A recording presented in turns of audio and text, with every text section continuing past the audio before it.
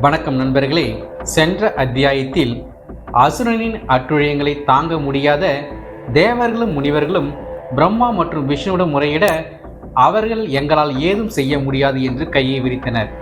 இனி அந்நேரத்தில் அங்கு வந்த நாரதர், இவன் விநாயகப் பெருமானின் பேரூர்களை பெற்றவன், அவனை சமாளிக்க ருத்ரனால் மட்டுமே முடியும்.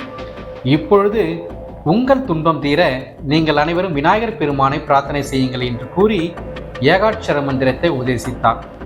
நாதரின் ஆலோசனைப்படி தேவர்கள் மற்றும் முனிவர்கள் அனைவரும் விநாயகர் பெருமானை வேண்டி ஏகாட்சர மந்திரத்தை உச்சரித்த வண்ணம் இருந்தனர்.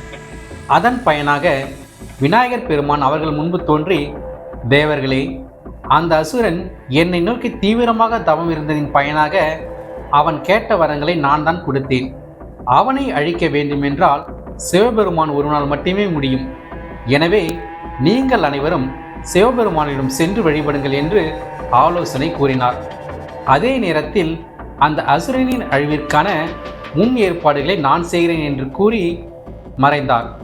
தேவர்கள் அனைவரும் சிவபெருமானை காண கைலாயம் சென்றனர். அதே நேரத்தில் விநாயகப் பெருமான் ஒரு கிழவன் வேடம் எடுத்து அசுரனிடம் சென்றார்.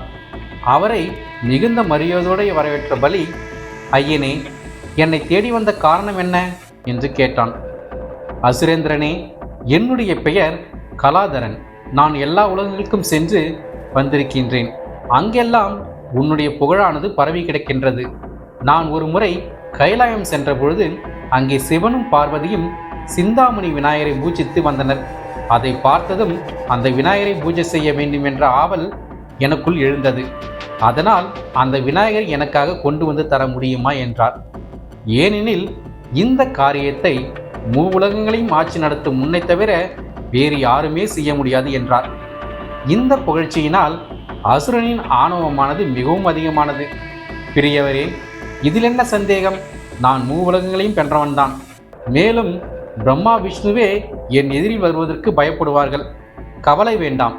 சிந்தாமணி விநாயகரை தேவர்களே கொண்டு வந்து உன்னிடம் கொடுக்க வைப்பது என் பொறுப்பு. அதுவரையில் நீங்கள் என் அரண்மனையிலேயே தங்கியிருங்கள் என்று கூறினான். அதற்கு முதியவர் என்ன பதில் கூறினார் என்பதனை அடுத்த அத்தியாயத்தில் அறிவோம்.